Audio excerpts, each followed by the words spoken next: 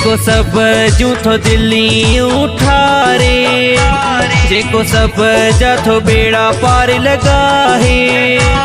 वॾी आवाज़ में चओ उहो केर आहे, ॾाढो पार फिर में आहे, सचो पारू फ़क़ीर आहे। ॾाढो पार फिर में आहे, सचो पारू फ़क़ीर आहे।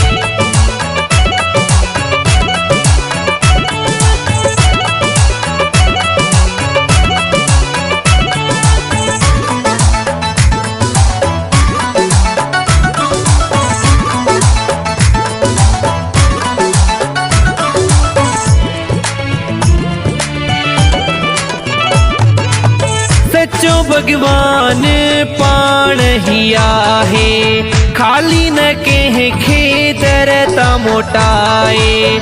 ॾाढो सब जा खाली पींगा लोॾाए, हर हिक जी थो ॾाढो आस अगाए। जेको सब जूथो दिल्ली उठारे, जेको सब जाथो बेड़ा पार लगा है। वॾी आवाज़ में चओ उहो केर आहे, ॾाढो पार फिर में आहे, सचो पारू फ़क़ीर आहे। ॾाढो पार फिर में आहे, सचो पारू फ़क़ीर आहे।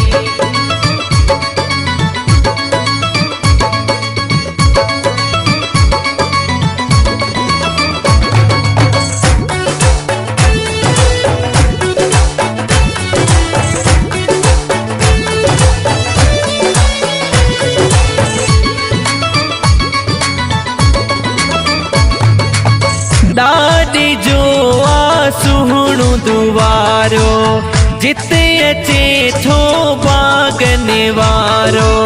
बेड़ा सब जा थो पार लॻाए, प्यार मजो चिड़े सब खे नचाए। जेको सब जूथो दिल्ली उठारे, जेको सब जाथो बेड़ा पार लगा है। वॾी आवाज़ में चओ उहो केर आहे, ॾाढो पार फिर में आहे, सचो पारू फ़क़ीर आहे। ॾाढो पार फिर में आहे, सचो पारू फ़क़ीर आहे।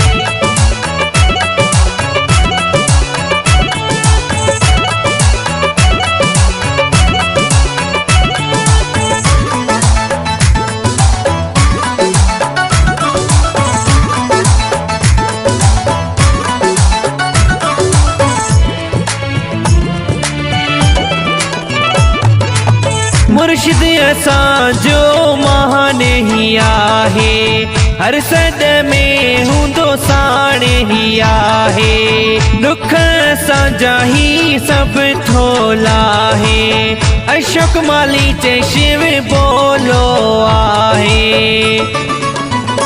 जेको सब जूथो दिल्ली उठारे, जेको सब जाथो बेड़ा पार लगा है। वॾी आवाज़ में चओ उहो केर आहे, ॾाढो पार फिर में आहे, सचो पारू फ़क़ीर आहे। ॾाढो पार फिर में आहे, सचो पारू फ़क़ीर आहे। ॾाढो पार फिर में आहे, सचो पारू फ़क़ीर आहे। ॾाढो पार फिर में आहे, सचो पारू फ़क़ीर आहे।